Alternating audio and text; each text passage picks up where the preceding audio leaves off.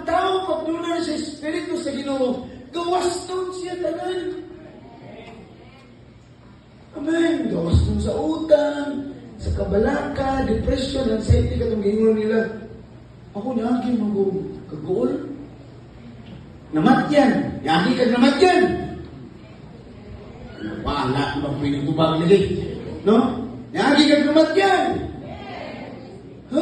Naman mo yan. Di ka magbihan, no? Nag-ulan ka ba?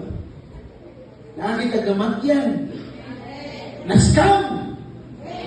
Dugaw na din yun, no? Lagi ka na-lose o salati ka ibig ka siya na pildi noon. Noon nataktak sa trabaho, whatever sa mandili, nindog na kaagi. So, but, ang Ginoo, naas niya, no? Nagalig-on sa itong kinabuhi.